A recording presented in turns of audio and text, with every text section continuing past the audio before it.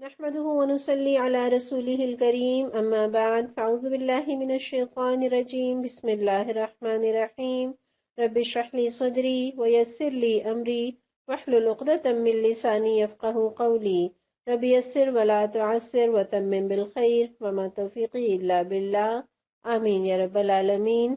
السلام علیکم ورحمۃ اللہ وبرکاتہ۔ پیاری بہنوں، آج ہم غلبہ دین مگر کیسے اس عنوان پر بات کریں گے، اور یہ دین جس سے مجھے اور آپ کو محبت ہے، اور یہ میرا اور آپ کا پسندیدہ طریقہ زندگی ہے، اور اس دین کو میں نے اور آپ نے پورے شعور اور پورے شرح صدر کے ساتھ اپنایا ہے۔ ہم محض نسلی مسلمان نہیں بلکہ ہم شعوری مسلمان ہیں، اور اس دین کو میں اور آپ اپنی اور اپنے پیاروں کی زندگی میں لانے کے لیے ہم حساس بھی ہیں، تڑپ بھی رکھتے ہیں، غمگین بھی ہوتے ہیں، اسی لیے دین سیکھنے اور سکھانے کی کوششیں بھی کرتے ہیں اور رب سے دعائیں بھی کرتے ہیں۔ اور اتنی محنتوں اور اتنی کوششوں اور تڑپ کے بعد پھر الحمدللہ کسی حد تک اپنی انفرادی زندگیوں میں ہم فرائض اور نوافل بھی ادا کرنے میں کامیاب ہو جاتے ہیں، لیکن اجتماعی زندگیوں میں پورے دین پر عمل نہیں کر پاتے۔ نماز پڑھ لیتے ہیں تو سود سے بچنا مشکل ہو جاتا ہے، روزے رکھ لیں تو بے حیائی کا طوفان نگاہوں کو پاکیزہ رہنے نہیں دیتا، کہیں غیر اسلامی قانون سازی اسلام کے مستقبل کے لیے خطرے کی گھنٹی بن جاتی ہے، کہیں کرپشن ملک کی جڑیں کھوکھلی کر رہی ہے، کہیں مہنگائی ہمیں روٹی اور کپڑے کے چکر سے نکلنے ہی نہیں دیتی کہ میں اور آپ اپنی دنیا کے علاوہ اپنے دین اور آخرتی کے بارے میں کچھ فکر کر لیں۔ اور میں آپ کو مایوس نہیں کرنا چاہتی، لیکن یہ کسی حد تک حقیقت ہے کہ اسلام مساجد تک اور چند خاص گھرانوں تک سکڑتا جا رہا ہے، اور ہماری نئی نسلیں الا ماشاء اللہ دین سے بے بہرا اور کہیں کہیں تو ایتھیسٹ جیسے تھوہر پھوٹ رہے ہیں۔ پھر مجموعی طور پر جب امت کے حالات دیکھتے ہیں اور وہاں ہمیں غزہ جیسے مناظر دل کو خون کے آنسو رلاتے ہیں، تو امت کے ہر فرد کی نگاہیں کسی صلاح الدین ایوبی کو تلاش کرتی ہیں، لیکن مشرق سے لے کر مغرب تک کہیں کوئی نڈر، کوئی بے باک، کوئی ایمان اور جذبے سے سرشار حکمران دکھائی نہیں دیتا، جبکہ دشمن متحد بھی ہے اور فوکسڈ بھی ہے، اور وہ اپنے نظریات اور اپنی سرحدوں کو جبر اور طاقت کے بل پر پھیلانے میں سرگرم بھی ہے، اور اس مقصد کے لیے وہ انسانی حقوق اور انصاف کی دھجیاں بھی اڑاتے ہیں۔ لیکن افسوس کہ مسلمان حکمرانوں میں کوئی مائی کا لال، کوئی ذوالقرنین ایسا نہیں جو ان یاجوج ماجوج کے آگے آہنی دیوار کھڑی کر سکے، اور عوام کرنا چاہتے ہیں لیکن بزدل نااہل اور مفاد پرست حکمرانوں کی وجہ سے بے بس ہے۔ اور آج نہ صرف پاکستان بلکہ پوری امت صالح قیادت کی ضرورت کو شدت سے محسوس کر رہی ہے۔ تو آئیے اس کا آغاز اپنے گھر، اپنے وطن پاکستان سے کرتے ہیں۔ ہم دیکھتے ہیں پاکستان کو بنے ہوئے 76 سال بیت گئے۔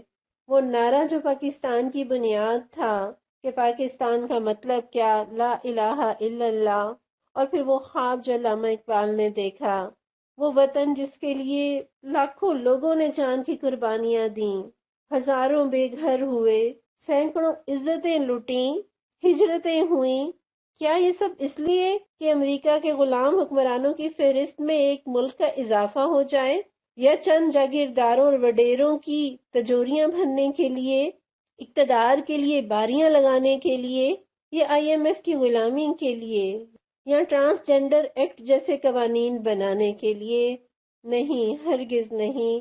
یہ وطن تو ہم نے اس لیے حاصل کیا تھا کہ جہاں ہم آزادی کے ساتھ اسلام کے اصولوں پر عمل کر سکیں اور پاکستان کو اسلام کا قلعہ بنا سکیں۔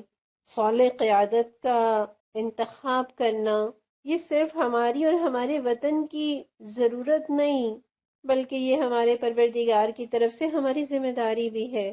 وہ قرآن جس پر میں اور آپ ایمان رکھتے ہیں، اس قرآن پر عمل کرنے کے لیے اسلامی نظام کے نفاذ کی ضرورت ہے، اور وہ مذہب جو صرف چند ظاہری رسموں تک محدود ہو، اور فرد کی انفرادی یا اس کی اجتماعی زندگی سے اس کا کوئی تعلق نہ ہو. وہ مذہب ہندو مت تو ہو سکتا ہے، وہ مذہب بدھ مت ہو سکتا ہے، عیسائیت ہو سکتا ہے، لیکن اسلام ہرگز نہیں ہو سکتا. اسلام محض ایک مذہب نہیں ہے، محض پوجا پاٹ کا نام نہیں ہے. یہ صرف نماز، روزے اور حج اور زکوٰۃ پر مبنی بھی نہیں ہے، یہ تو پورے طریقہ زندگی کا نام ہے.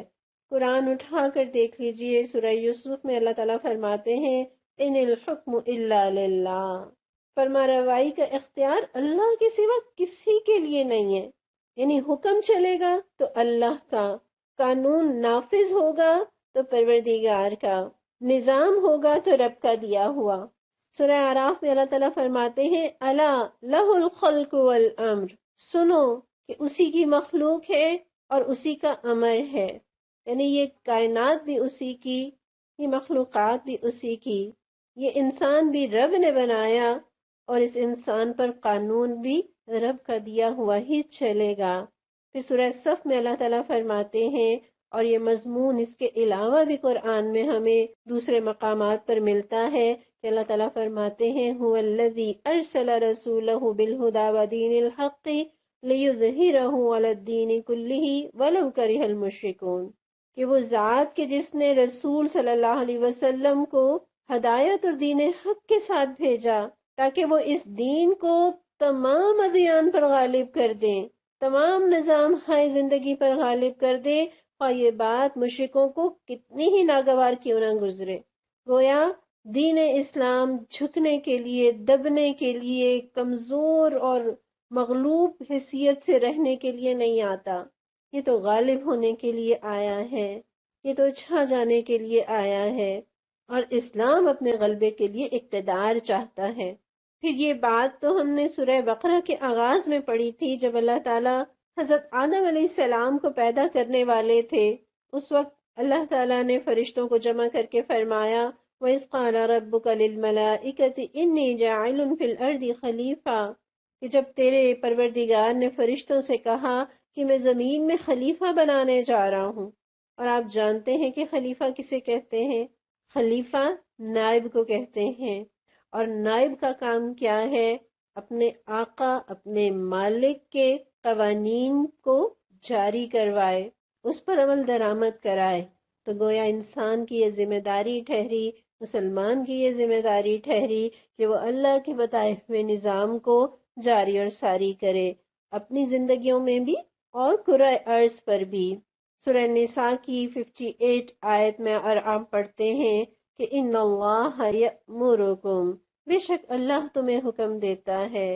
اور یوں تو ہر آیت اللہ ہی کا حکم ہے، لیکن اس آیت کے آغاز میں یہ انداز کہ بے شک اللہ تمہیں حکم دیتا ہے، گویا اور زیادہ زور دینے کے لیے اور یہ احساس دلانے کے لیے کہ یہ حکم کوئی اور نہیں، تمہیں تمہارا رب، تمہارا پروردگار دے رہا ہے. اور وہ حکم کیا ہے کہ ان تؤدوا الامانات الی اہلھا، کہ امانتیں اہل امانت کے سپورٹ کر دو. اور یہ آیت علماء کے نزدیک قرآن کے اہم ترین احکام میں سے ہے. اور علماء تو یہ کہتے ہیں کہ اس آیت کے اندر دین اور شریعت کی ساری تفصیلات سمیٹ کر رکھ دی گئی ہیں. یعنی یہ حکم کہ امانتیں اہل امانت کے سپورٹ کر دو، تو امانت کی تشریح میں بہت ساری چیزیں آتی ہیں. یقیناً یہ زندگی بھی اللہ کی امانت ہے، یہ وقت اور صلاحیتیں بھی اللہ کی امانت ہے، اولاد بھی اللہ کی امانت ہے، مال اور وسائل بھی اللہ کی امانت ہے، یہ میرے اور آپ کے اعضاء یہ بھی اللہ کی امانت ہے. ذمہ داریاں جو مجھے اور آپ کو رب نے دیں وہ بھی اللہ کی امانتیں ہیں. وہ عبادات جو مجھے اور آپ کو ادا کرنی ہیں وہ بھی اللہ کی امانتیں ہیں. اور حکومتی عہدے اور مناصب یہ بھی رب کی امانت ہیں. ان اللہ یأمرکم ان تؤدوا الامانات الی اہلھا، گویا اصل حکم، اصل امر اللہ کا ہے، اور حکمران اللہ کے حکم کے ماتحت ہوں گے، اور یہ کہ حکومتی عہدے اللہ کی امانت ہیں. پھر سورہ یوسف میں آپ پڑھتے ہیں حضرت یوسف علیہ السلام کے پوری زندگی کی روداد ہم اس میں پڑھتے ہیں. اور جب وہ ان ساری مشکلات سے گزر کر ہر طرح کی سختیوں سے صبر اور استقامت سے گزر جانے کے بعد جب بادشاہ وقت کو ان کی بے گناہی ثابت ہو جاتی ہے اور وہ ان کی صلاحیتوں کے معترف ہوتے ہیں، حضرت یوسف علیہ السلام آگے بڑھ کر کہتے ہیں کہ اجعلنی علی خزائن الارض، کہ زمین کے خزانے میرے حوالے کر دیجئے، انی حفیظ علیم، کہ بے شک میں حفاظت کرنے والا بھی ہوں اور علم رکھنے والا بھی ہوں۔ اس سے پتہ چلتا ہے کہ مناصب اور عہدوں کے لیے دو بنیادی کوالٹیز انسان کے اندر ہونی چاہیے، ایک صالحیت اور دوسری صلاحیت۔ صالحیت سے کیا مراد ہے کہ وہ انسان گناہوں سے بچنے والا ہو، متقی ہو، دین کا علم رکھتا ہو، امانت دار ہو، دیانت دار ہو، اور ہمارے آئین کی زبان میں دستور پاکستان کی شق 62 اور 63 پر پورا اترتا ہو۔ اور صلاحیت سے مراد کیا ہے کہ اس کی پروفیشنل اپروچ ہو، وہ قابل ہو، ایجوکیٹڈ ہو، صحت مند ہو، محنتی ہو، دور اندیش ہو، پھر یہ کہ اس کے اندر کرپشن نہ ہو، دھوکہ دہی کرنے والا نہ ہو، اقربا پروری نہ ہو، اس کے اندر اخلاقی برائیاں نہ ہوں، اس کا کردار ستھرا ہو۔ پھر قرآن ہمیں حاکم کی اصل ذمہ داری بھی بتاتا ہے کہ الذین ان مکناہم فی الارض، کہ یہ وہ لوگ ہیں جب ہم انہیں زمین میں اقتدار عطا کرتے ہیں، اقاموا الصلاۃ وآتوا الزکاۃ وامروا بالمعروف ونہوا عن المنکر، کہ وہ نماز کا نظام قائم کرتے ہیں، زکوٰۃ ادا کرتے ہیں، بھلائیوں کا حکم دیتے ہیں اور برائیوں سے روکتے ہیں، منع کرتے ہیں۔ ان سارے ادوار کا جائزہ لے لیجئے جب سے پاکستان بنا ہے۔ قائد اعظم رحمت اللہ علیہ کے بعد جتنے بھی لیڈر آئے، کیا ان کے اندر یہ کوالٹیز تھیں؟ کیا انہوں نے یہ کام اپنے اقتدار کے دوران کیا کہ نماز کا نظام قائم کیا ہو، زکوٰۃ کا سسٹم بنایا ہو، میڈیا کے ذریعے اور قانون کے ذریعے اور اپنی طاقت اور وسائل کو استعمال کرتے ہوئے انہوں نے بھلائیوں کو فروغ دیا ہو اور برائیوں کو روکا ہو، ان کے آگے بند باندھے ہوں؟ افسوس کہ ہمیں تو آج تک ایک بھی حکمران ایسا نہ ملا۔ اور آپ نے تو یہ فقرہ بھی سن رکھا ہوگا کہ قوم کا سردار قوم کا خادم ہوتا ہے، لیکن ہمیں آج تک کوئی ایسا خادم اعلیٰ نصیب نہ ہوا۔ اسلامی تاریخ میں جو حکمران گزرے ہیں، حضرت عمر رضی اللہ عنہ کو تو اپنی ذمہ داری کا اتنا احساس تھا کہ فرماتے تھے کہ ایک کتا بھی درائے فرات کے کنارے مر جائے تو عمر سے پوچھا جائے گا۔ اللہ اپنی عوام کے لیے ایسے درد دل رکھنے والے، رب سے ڈرنے والے حکمران ہمیں عطا کرے۔ نبی صلی اللہ علیہ وسلم کی زندگی کے بارے میں ہم دیکھتے ہیں، مکہ میں آپ نے 13 سال گزارے، اور اس 13 سالہ مکی زندگی میں آپ نے کیا کیا؟ لوگوں کو توحید کی دعوت دی، ان کا آخرت کے بارے میں عقیدہ درست کیا، انہیں رسالت سے آگاہ کیا، دعوت کا کام کیا، تبلیغ کی، محنتیں کی۔ لیکن جب مکہ کی اکثریت نے ٹھکرا دیا، اسلام کو بطور دین قبول نہیں کیا، تو آپ صلی اللہ علیہ وسلم نے وہ سرزمین چھوڑ دی اور مدینہ ہجرت کر گئے۔ اور مدینہ میں جو 10 سال آپ نے زندگی گزاری، وہ آپ کی بطور صدر مملکت، بطور چیف جسٹس، بطور چیف آف آرمی سٹاف، آپ کے سفارتی معاہدے، آپ کے بین الاقوامی تعلقات، آپ کا پورے دین کو اس کے تمام جزیات سمیت اسے نافذ کرنا ہم دیکھتے ہیں۔ تو اسلام تو بنیادی طور پر عقائد اور اعمال کی عمارت ہے، اور خلیفہ اس کا نگہبان ہوتا ہے، خلیفہ اس کا پہرے دار ہوتا ہے، اور جس عمارت کی بنیاد نہ ہو وہ گر جاتی ہے، اور جس خزانے کا کوئی نگہبان نہ ہو وہ لوٹ لیا جاتا ہے۔ اس لیے یہ ممکن ہی نہیں کہ حکومت کو اگنور کر کے اسلام کو مکمل اور محفوظ سمجھا جائے۔ اور یہی بات ابن عباس رضی اللہ عنہ سے مروی ہے کہ اسلام اور حاکم دونوں آپس میں جڑواں بھائی ہیں، اور ان میں سے کوئی ایک دوسرے کے بغیر نہیں رہ سکتا۔ اسلام بنیاد ہے اور حاکم اس کے محافظ، اور جس عمارت کی بنیاد نہ ہو وہ منہدم ہو جاتی ہے، اور جس کا محافظ نہ ہو وہ ضائع ہو جاتا ہے۔ اور مولانا مودودی رحمت اللہ علیہ بھی یہ بات ارشاد فرماتے ہیں کہ دین اور ریاست اور حکومت کا قریبی تعلق ہے، اور یہ ایک دوسرے سے اس طرح وابستہ ہے کہ اگر ریاست اور حکومت اسلام کے بغیر ہو تو ظلم اور بے انصافی کا ذریعہ بن جاتے ہیں، اور اگر اسلام ریاست اور حکومت کے بغیر ہو تو اس کا ایک حصہ معطل ہو کر رہ جاتا ہے، اور اللہ کا دین حکمرانی اور غلبے کی بجائے غلامی اور مغلوبیت کا شکار ہو جاتا ہے۔ اس لیے ضروری ہے کہ ریاست کو اسلامی بنیادوں پر قائم کیا جائے، حکومت اسلام کی پابند ہو اور اس کے قیام کے لیے سرگرم عمل رہے۔ اب ایک اور حقیقت دیکھیے کہ اس میں کوئی شک نہیں کہ ہر دور میں انسان اپنے لیڈنگ طبقے سے متاثر ہوتا ہے اور اس سے امپریس ہو کر ان کی عادات، ان کے اطوار اور ان کے نظریات کو اپناتا چلا جاتا ہے۔ حکمران اچھے تو عوام میں بھی وہی مزاج اترتا ہے، اور حکمران برے تو عوام بھی انہی کے پیچھے چل پڑتے ہیں۔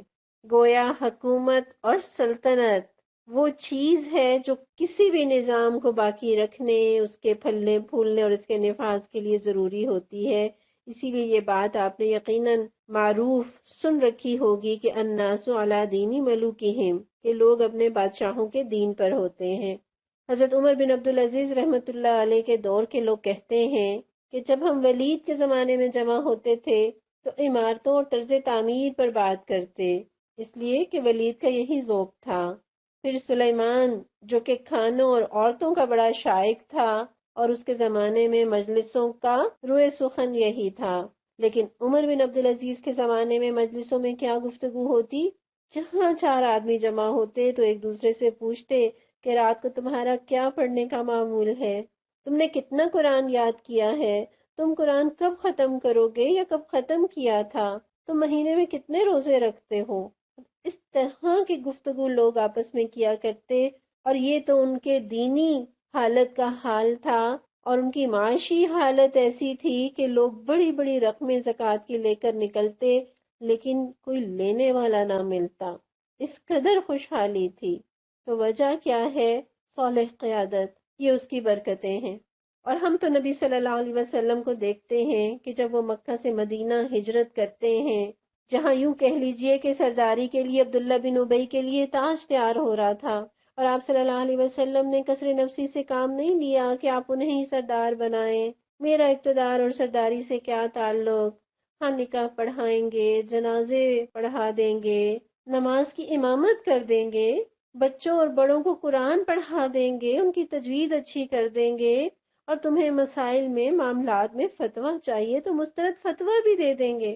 لیکن اقتدار اور سیاست یہ دنیا والے جانے ہرگز نہیں۔ آپ صلی اللہ علیہ وسلم نے مدینہ میں اسلامی ریاست کی بنیاد رکھی، اور اسلامی ریاست کے سربراہ کی حیثیت سے فرائض سر انجام دیے، اور عبداللہ بن ابی کی دشمنیاں، اس کی منافقتیں، اس کی سازشیں محض اسی وجہ سے ساری عمر آپ کو اور آپ کے خاندان بھر اور صحابہ کے لیے پریشانیوں کا باعث رہی۔ پیاری بہنوں، دین اور اقتدار، دین اور حکومت، دین اور سیاست، یہ دو الگ الگ چیزیں نہیں ہیں، یہ ایک ہی چیز ہے۔ اور سیاست کا مفہوم آپ جانتی ہیں کیا ہے؟ سیاست کا مفہوم ہے اصلاح کرنا اور سنوارنا، تو دین کا مقصد بھی تو یہی ہے۔ دین بھی تو نبی صلی اللہ علیہ وسلم نے فرمایا کہ سراسر خیر خواہی کا نام ہے، اور کس کی خیر خواہی؟ اللہ کی خیر خواہی، اللہ کے رسول صلی اللہ علیہ وسلم سے خیر خواہی، مسلمانوں کے حکمرانوں کے ساتھ خیر خواہی، اور عام مسلمانوں کی خیر خواہی۔ تو یہاں آپ دیکھ لیجئے کہ اللہ کی خیر خواہی سے کیا مراد ہے۔ اللہ کی خیر خواہی سے مراد اللہ کے دین کے ساتھ خیر خواہی ہے، کہ اس کا دین غالب ہو، اس کا دین نافذ ہو، اس کا دین جاری اور ساری ہو زندگی کے تمام پہلوؤں میں، اور اس کے ذریعے سے اصلاح ہو۔ اور ہمارا دین جس کے بارے میں ہم یہ ایمان رکھتے ہیں کہ یہ ایک مکمل دین ہے جو کہ ہر شعبہ زندگی میں مجھے اور آپ کو رہنمائی دیتا ہے، تو وہ دین سیاست کے معاملات سے کیسے لا تعلق ہو سکتا ہے؟ علامہ اقبال نے تو فرمایا تھا کہ جدا ہو دین سیاست سے تو رہ جاتی ہے چنگیزی۔ گویا سیاست کو دین سے الگ نہیں کیا جا سکتا۔ اور صالح قیادت کا پرامن طریقہ کیا ہے؟ ووٹ کے ذریعے انقلاب برپا کرنا۔ اور ووٹ کو معمولی نہ سمجھیے، ووٹ ہمارا حق بھی ہے، اور یہ ایک بہت بڑی ذمہ داری بھی ہے۔ اور ووٹ کیا ہے؟ اور میں پورے شرح صدر کے ساتھ یہ بات کہتی ہوں کہ اسلامی نظام کے غلبے کے لیے صالح قیادت کو ووٹ دینا یہ عبادت ہے۔ ووٹ دینا عبادت ہے۔ ہاں، جب مومن کا کھانا عبادت ہو سکتا ہے، جب اس کا سونا عبادت ہو سکتا ہے، جب اس کا اہل و عیال کو کھانا کھلانا کار ثواب ہو سکتا ہے، جب اس کا ازدواجی تعلق قائم کرنا باعث اجر ہو سکتا ہے، تو صالح قیادت کے انتخاب کے لیے، اسلامی نظام کے غلبے کے لیے ووٹ ڈالنا عبادت نہیں ہو سکتا؟ بالکل یہ عبادت ہے، بلکہ غلبہ دین کے لیے ووٹ ڈالنا بھی عبادت ہے، اس کے لیے ووٹ مانگنا بھی عبادت ہے۔ اور اگر نااہل اور کرپٹ کو ووٹ دینا گناہ ہے تو صالحیت اور صلاحیت کے بنا پر ووٹ دینا باعث اجر ہے۔ اور ہم یہ جانتے ہیں کہ ایک غلام کو آزادی دلانے کے عوض نبی صلی اللہ علیہ وسلم نے کیسی بشارتیں دی تھیں کہ جو کسی غلام کو آزادی دلائے اس کے عوض آزادی دلانے والے کا ہر عضو جہنم کی آگ سے نجات پاتا ہے۔ کہاں ایک غلام کو آزادی دلانے پر اتنی بڑی بشارت، ایک پوری قوم کو غلامی سے بچانا کتنا کار ثواب ہوگا۔ پھر یہ بھی ہم جانتے ہیں کہ ایک قرض دار کی گردن قرض سے چھڑائیں اور قیامت کی سختیوں سے نجات پالیں تو وہ قوم کے جس کا بچہ بچہ مقروض ہے، اس قوم کو قرض سے نجات دلانے کے لیے صالح اور ایماندار قیادت کو لانے میں کتنا اجر پوشیدہ ہوگا، شاید ہم اس کا تصور بھی نہیں کر سکتے۔ کیا بلا سود معاشی نظام کے لیے جدوجہد کرنا، کیا یہ کسی عبادت سے کم ہے؟ پھر ووٹ محض ایک کاغذ کے ٹکڑے کا نام نہیں ہے، یہ ایک امانت بھی ہے، اور ووٹ ایک امانت ہے تو ووٹر کی حیثیت امین کی ہوتی ہے۔ نبی صلی اللہ علیہ وسلم نے فرمایا کہ جس سے مشورہ طلب کیا جائے تو وہ امین ہوتا ہے، یعنی درست مشورہ دینا، اس معاملے میں مجھے اور آپ کو امین ہونا چاہیے۔ اسی طرح رسول اللہ صلی اللہ علیہ وسلم نے ایک اور حدیث میں اجتماعی اور حکومتی ذمہ داریوں کو امانت قرار دیا۔ آپ صلی اللہ علیہ وسلم نے فرمایا کہ جب امانت ضائع کی جائے تو قیامت کا انتظار کرو۔ پوچھنے والے نے پوچھا کہ امانت کا ضائع کرنا کیسے ہوگا؟ تو آپ صلی اللہ علیہ وسلم نے فرمایا کہ معاملات جب نااہل لوگوں کے حوالے کر دیے جائیں تو قیامت کا انتظار کرو، یعنی پھر ایسا بگاڑ آئے گا کہ جس کا سنوارنا اور جس کی اصلاح ممکن نہیں ہے، پھر بس قیامت ہی کا منظر ہوگا۔ اور نااہل اور بے دین حکمران تو دجال کی طرح ایک فتنہ ہے۔ مسند احمد کی روایت میں آتا ہے، ابو ذر رضی اللہ عنہ فرماتے ہیں کہ میں ایک دن نبی صلی اللہ علیہ وسلم کے پہلو بپہلو آپ صلی اللہ علیہ وسلم کے گھر کی طرف جا رہا تھا کہ میں نے آپ کو یہ فرماتے ہوئے سنا کہ دجال کے علاوہ بھی ایک فتنہ ہے جس کا مجھے اپنی امت پر اندیشہ ہے۔ فرماتے ہیں ابو ذر رضی اللہ عنہ کہ جب میں اس بات سے ڈرا کہ آپ صلی اللہ علیہ وسلم تو اپنے گھر میں داخل ہونے لگے ہیں، تو میں نے کہا اللہ کے رسول، آپ اپنی امت پر دجال سے بھی زیادہ کس بات کا اندیشہ رکھتے ہیں؟ تو آپ صلی اللہ علیہ وسلم نے فرمایا گمراہ کرنے والے حکمرانوں کا، یعنی وہ حکمران جو خود بھی گمراہ ہیں اور عوام کو بھی گمراہ کرنے والے ہیں، ایسے حکمران امت کے لیے دجال سے بھی زیادہ بڑا فتنہ اپنے اندر رکھتے ہیں۔ نااہل اور کرپٹ لوگوں کے حوالے ذمہ داری کے مناصب دینا، حکومتی عہدے سونپنا، یہ تو ایسا ہی ہے جیسے کسی چور کو گھر کی حفاظت کی ذمہ داری سونپ دی جائے، یا کسی بے نمازی کو مسجد کا امام بنا دیا جائے، یا کسی بے دین کو وزارت مذہبی امور سونپ دی جائے، یا اسے اسلامی نظریاتی کونسل کا چیئرمین لگا دیا جائے، تو آپ سوچ سکتے ہیں کہ پھر کیسی تباہی اور بربادی ہوگی۔ کسی عام سے کمپاؤنڈر کو سرجن کی کرسی پہ بٹھا دیں، پھر دیکھیں کہ کتنے مریض صحت یاب ہو کر نکلتے ہیں اور کتنی لاشیں ہسپتال سے نکلتی ہیں۔ کسی ان پڑھ کو وزیر تعلیم لگا دیں، پھر دیکھیں کہ تعلیم کا شعبہ کیسے دن دگنی اور رات چگنی زوال کی طرف جاتا ہے۔ جب معلوم ہو کہ فلاں شخص اس منصب کا اہل نہیں، پھر بھی اس شخص کو اپنے ذاتی، اپنے خاندانی تعلق کی بنا پر، برادری کی بنیاد پر، یا کسی دنیاوی فائدے کے لیے ووٹ دینا، یہ امانت میں بہت بڑی خیانت ہوگی، اور امانت میں خیانت کرنا تو منافق کی نشانی ہے۔ آپ صلی اللہ علیہ وسلم نے فرمایا تھا کہ منافق وہ ہے جب بات کرے تو جھوٹ بولے، جب وعدہ کرے تو اس کے خلاف ورزی کرے، اور جب اسے امانت سونپی جائے تو اس میں خیانت کرے۔ اور حضرت انس رضی اللہ عنہ فرماتے ہیں کہ زندگی میں نے رسول اللہ صلی اللہ علیہ وسلم کا کوئی خطبہ ایسا نہیں سنا جس میں آپ صلی اللہ علیہ وسلم نے یہ نہ فرمایا ہو کہ لا ایمان لمن لا امانت لہ، اس شخص کا ایمان ہی نہیں جس کے اندر امانت کی پاسداری نہیں۔ پھر آپ صلی اللہ علیہ وسلم نے تو یہاں تک فرمایا کہ جس شخص کو عام مسلمانوں کی کوئی ذمہ داری سپرد کی گئی، پھر اس نے کوئی عہدہ کسی شخص کو محض دوستی اور تعلق کی بنا پر بغیر اہلیت جانے دے دیا تو اس پر اللہ کی لعنت ہے، نہ اس کا فرض قبول ہے نہ نفل، یہاں تک کہ وہ جہنم میں داخل ہو جائے۔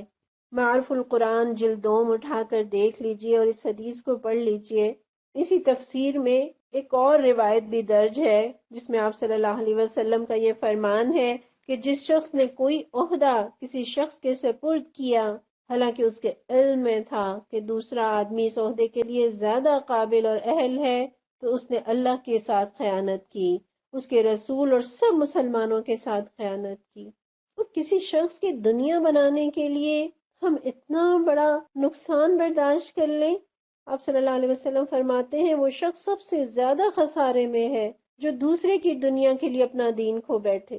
کسی نااہل کو اقتدار کی کرسی پر بٹھا کے ہم اپنے دین اور دنیا کا نقصان کر لیں، ہم اپنی عبادتوں کو ضائع کر لیں، ہم اپنے رب کے ساتھ خیانت کر لیں، تو اس سے بڑا گھاٹا اور کوئی نہیں ہو سکتا۔ آج معاشرے کے بگاڑ کی بڑی وجہ یہی ہے، کہیں تعلقات، کہیں سفارش، کہیں خاندان، کہیں برادری کی بنیاد پر ووٹ دیا جاتا ہے، اور کہیں محض اس بات پر کہ فلاں امیدوار خود چل کر ہمارے پاس آیا اور دوسرا تو آیا ہی نہیں، محض اس بنا پر ووٹ دیتے ہیں، حالانکہ جانتے ہیں کہ یہ نااہل اور کرپٹ امیدوار صرف ووٹ کی لالچ میں، اقتدار کے لیے اور اپنی دنیا بنانے کے لیے چل کر ایسی بستیوں میں جاتے ہیں جہاں اقتدار کی کرسی پر براجمان ہونے کے بعد کبھی وہ جھانک کر بھی نہیں دیکھتے۔ پھر میری پیاری بہنوں، ہم نے پڑھا کہ ووٹ عبادت ہے، ووٹ امانت ہے، اور اس کے ساتھ ساتھ یہ بات بھی کہ ووٹ ایک شہادت ہے، ووٹ ایک گواہی ہے، یعنی ووٹر جب کسی شخص کو ووٹ دے رہا ہوتا ہے گویا وہ اس کے بارے میں یہ گواہی دے رہا ہوتا ہے کہ یہ شخص اس کام کی قابلیت رکھتا ہے، یہ امانت دار ہے، یہ دیانت دار ہے۔ اور کیا خیال ہے جب کسی سے گواہی طلب کی جائے تو اسے سچی گواہی دینی چاہیے کہ جھوٹی گواہی سے بھی کام چل جائے گا؟ جھوٹی گواہی گناہ کبیرہ ہے، کبیرہ گناہوں میں سے بھی بڑے گناہوں میں اس کا شمار ہوتا ہے، اور جھوٹی گواہی تو اللہ کے ساتھ شرک کرنے کے برابر ہے۔ قرآن میں اللہ تعالیٰ فرماتے ہیں فَاجْتَنِبُوا الرِّجْسَ مِنَ الْأَوْثَانِ وَاجْتَنِبُوا قَوْلَ الزُّورِ، کہ بتوں کی گندگی سے بچو اور جھوٹی بات کہنے سے بچو۔ گویا جھوٹی بات کہنا اور بتوں کی پرستش اور پوجا کرنا، اللہ تعالیٰ نے ان دونوں گناہوں کو ایک ہی لائن میں ارشاد فرمایا۔ قرآن میں ایک اور جگہ اللہ تعالیٰ فرماتے ہیں ایمان والو اللہ کی خاطر راستے پر قائم رہنے والے اور انصاف کی گواہی دینے والے بنو، اور اگر یہ گواہی محض خاندان کی بنیاد پر یا تھوڑے سے پیسوں کی خاطر، اور کبھی تو ایک بریانی کی پلیٹ کے بدلے، کبھی ایک سائیکل کے بدلے گواہی کو بیچ دینا کہاں کی عقل مندی ہے؟ چند ٹکوں کی خاطر اسلام سے اور ملک سے خیانت۔ اور آپ کا کیا خیال ہے وہ لوگ کہ جو لاکھوں اور کروڑوں لگا کر سیٹ حاصل کریں گے، کیا وہ اربوں کی کرپشن نہیں کریں گے؟ اور پھر جہاں جھوٹی گواہی دینا گناہ کبیرہ ہے، وہاں گواہی کا اور شہادت کا چھپانا بھی گناہ ہے۔ اللہ تعالیٰ قرآن میں فرماتے ہیں وَلَا تَكْتُمُوا الشَّهَادَةَ، گواہی کو نہ چھپاؤ۔ ایک اور جگہ اللہ تعالیٰ فرماتے ہیں وَلَا يَأْبَ الشُّهَدَاءُ إِذَا مَا دُعُوا، کہ جب گواہوں کو گواہی کے لیے بلایا جائے تو انہیں چاہیے کہ وہ انکار نہ کریں، جبکہ ہم اپنے معاشرے میں اپنے ملک میں دیکھتے ہیں کہ 60 سے 70% لوگ ووٹ کاسٹ ہی نہیں کرتے۔ کوئی کہتا ہے کہ میرے ایک ووٹ سے کیا ہو جائے گا، کچھ لوگ کہتے ہیں کہ میں نے تو کبھی ووٹ دیا ہی نہیں، یا آج تک جو ووٹ دیا تو کیا تبدیلی آئی۔ تو پیاری بہنوں، یہ گواہی مانگی جا رہی ہے، اس گواہی کو نہ چھپائیے، اس گواہی کو دینے سے انکار نہ کیجیے۔ اپنے حصے کا کام کیجیے، اپنی ذمہ داری کو نبھائیے اور اللہ کے آگے سرخرو ہو جائیے۔ یہ ووٹنگ کا دن چھٹی منانے کا اور سونے کا دن نہیں ہے، یہ تقدیر بدلنے کا دن ہے۔ یہ اپنے وطن کے لیے، اس امت کے لیے، اس کے مستقبل کے لیے کمر باندھنے کا دن ہے۔ اور ووٹ محض ووٹ نہیں ہے، یہ ایک سفارش بھی ہے۔ ووٹر امیدوار کے اس منصب کے حقدار ہونے کی سفارش کرتا ہے، لہذا مجھے اور آپ کو کیا کرنا چاہیے؟ ایک اچھے، نیک اور لائق امیدوار کے لیے سفارش کرنی چاہیے۔ اللہ تعالیٰ قرآن میں فرماتے ہیں جو کوئی بھلائی کی سفارش کرے گا وہ اس میں سے حصہ پائے گا، اور جو برائی کی سفارش کرے گا وہ اس میں سے حصہ پائے گا، اور اللہ ہر چیز پر نگاہ رکھنے والا ہے۔ یعنی اگر ہم نے کسی قابل، دیانتدار اور باصلاحیت انسان کو ووٹ دیا اور پھر وہ اس منصب پر بیٹھ کر اس نے جو بھلائی کا کام کیا، جو نیکی کا کام کیا، اس کے ہر نیکی میں اس کے ووٹرز کا بھی حصہ ہے، میرا اور آپ کا بھی حصہ ہے۔ ہم قبر میں بھی چلے جائیں تو اس کی نیکیوں اور اس کی بھلائیوں میں سے حصہ پائیں گے۔ اور جس نے کسی غلط آدمی کے لیے، کسی برے آدمی کے لیے سفارش کی اور اس کی سفارش سے وہ اس منصب پر براجمان ہو گیا، اس نے جو ظلم کیا، جو زیادتی کی، جو برائی بھی پروان چڑھائی، اس کے ہر برے کام میں اس کو ووٹ دینے والے بھی برابر کے حصے دار ہوں گے۔ اللہم لا تجعلنا منہم۔ پھر قرآن مجھے اور آپ کو کہتا ہے کہ تعاونوا علی البر والتقوی ولا تعاونوا علی الاثم والعدوان، نیکی اور خدا ترسی کے کاموں میں ایک دوسرے کے ساتھ تعاون کرو، ایک دوسرے کے مددگار بنو، اور گناہ اور زیادتی کے کاموں میں ایک دوسرے کے ساتھ تعاون نہ کرو، ایک دوسرے کا دست و بازو نہ بنو۔ اور آپ صلی اللہ علیہ وسلم نے یہ بھی فرمایا سفارش کرو تمہیں اجر دیا جائے گا۔ یعنی کسی اچھے کام میں سفارش کے ذریعے بھی اگر تم حصہ ڈال سکتے ہو تو ڈالو، اس سفارش کا تمہیں اجر دیا جائے گا۔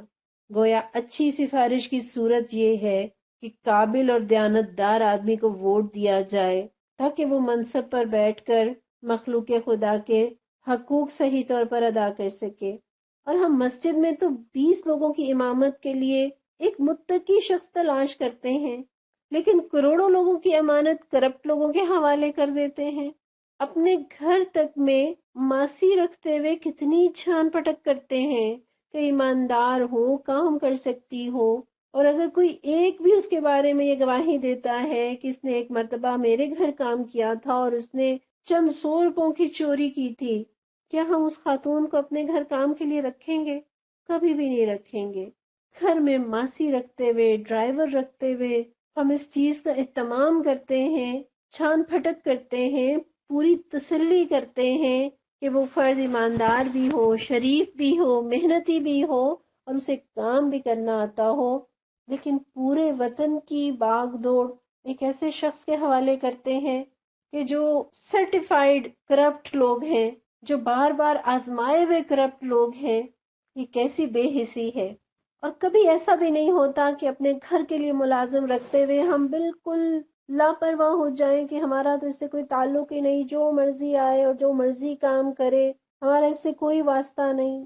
ہرگز نہیں۔ ہم کہتے ہیں کہ نہیں، میں خود اس کا انٹرویو کروں گی، میں خود اس کی چھان بین کروں گی، جب تک میں خود دیکھ نہ لوں میں نہیں رکھوں گی۔ لیکن ملک کی باغ دوڑ، ملک کا انتظام، اس کے خزانے، اس کے وسائل جب کسی کو سونپنے کی بات آتی ہے تو ہم اس سے لا تعلق ہو جاتے ہیں کہ ہماری بلا سے جو مرضی آئے، ہمارا اس سے کوئی لینا دینا نہیں اور ہمارا اس سے کوئی تعلق نہیں۔ تو ایسا نہ کرے۔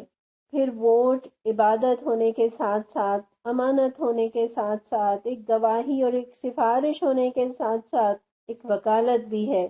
یعنی ووٹ دینے والا جسے ووٹ دے رہا ہے اسے گویا اپنے سیاسی مسائل میں وکیل بنا رہا ہے تاکہ وہ اس کے نمائندے اور اس کے وکیل کی حیثیت سے اس کے مسائل کو آگے پیش کرے اور حل کرے۔ اور دیکھ لیں کہ میں اور آپ اپنے مقدمات میں کیسے وکیل تلاش کرتے ہیں۔ اگر آپ کا کوئی معاملہ ایسا ہو، کیس کورٹ میں چل رہا ہو، جس پر اس بات کی توقع ہو کہ اگر آپ وہ کیس ہار جائیں تو جیل ہو سکتی ہے، سزا ہو سکتی ہے، جرمانہ ہو سکتا ہے، یا خدا نخواستہ پھانسی ہو سکتی ہے، آپ کیا کرتے ہیں؟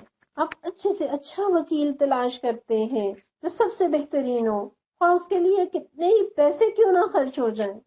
ہم اپنی ذات کے لیے یا ایک فرد کے نفع و نقصان کے لیے اتنے زیادہ کنسرن ہیں، لیکن جہاں پوری قوم کی وکالت کی بات ہے، ان کے حقوق کا معاملہ ہے، جن کے ساتھ لاکھوں کروڑوں لوگوں کے حقوق وابستہ ہیں، اس معاملے میں کسی بددیانت کو، کسی نااہل کو ووٹ دے کر کامیاب بنایا تو پوری قوم کے حقوق پامال کرنے کا گناہ ووٹ دینے والوں کی گردن پر ہوگا۔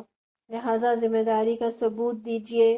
دنیا میں جن سے محبت کریں گے، جن کے پیچھے چلیں گے، جنہیں اپنا امام اور اپنا رہنما بنائیں گے، قیامت کے دن بھی انہی پیشواؤں کے پیچھے چلتے ہوئے جائیں گے۔ اللہ تعالیٰ قرآن میں فرماتے ہیں یوم ندعو کل اناس بامامہم، وہ دن کہ جس دن ہم تمام انسانوں کو اپنے پیشواؤں کے ساتھ بلائیں گے۔ آج دیکھ لیں کہ ہم اپنے پیشوا کنہیں بناتے ہیں۔ کیا وہ نیک اور متقی اور پرہیزگار ہیں، یا وہ کرپٹ اور بے دین اور اچھے کردار سے محروم لوگ ہیں جنہیں اپنی امامت کے لیے چنیں گے، انہی کی امامت میں قیامت کے دن رواں دواں ہوں گے۔ اور میں پورے اعتماد کے ساتھ یہ بات کر رہی ہوں کہ صالح اور باصلاحیت قیادت کے لیے جماعت اسلامی کے دیانتدار اور باصلاحیت افراد آپ کے سامنے ہیں۔ پاکستان کے مسائل کا حل یقیناً صالح قیادت ہی سے ممکن ہے، اور حل صرف جماعت اسلامی۔ اور یہ بات میں اس لیے پورے اعتماد کے ساتھ آپ کے سامنے رکھ رہی ہوں کہ بلا شبہ اقتدار میں نہ ہونے کے باوجود لاکھوں یتیموں اور بیواؤں کی کفالت کرنے والے، پھر آفات میں خواہ 2005 کا زلزلہ ہو یا 2023 کا سیلاب، ترکی کا زلزلہ ہو یا غزہ کی صورتحال، ریلیف کا سب سے بڑا نیٹ ورک جماعت اسلامی کا ہے۔ پھر ملک بھر میں 19 جامعات، 44 قرآن انسٹیٹیوٹ اور بے شمار بیٹھک سکول، جہاں ہزاروں وہ بچے جو گلیوں میں کوڑا چنتے تھے اور ان کے والدین انہیں پڑھانا افورڈ نہیں کر سکتے تھے، ایسے ہزاروں طلباء و طالبات جماعت اسلامی کے زیر انتظام اسکولوں سے تعلیم پا رہے ہیں۔ پھر پارلیمنٹ میں کارکردگی کی بات ہو تو جماعت اسلامی، غیر اسلامی قانون سازی کے آگے ڈٹ جانا ہو، دین اقدار کے تحفظ کی بات ہو تو جماعت اسلامی نہ بکنے والے نہ جھکنے والے، الحمدللہ اللہ کے فضل سے کسی ایک کے دامن پر بھی کرپشن کا کوئی داغ نہیں۔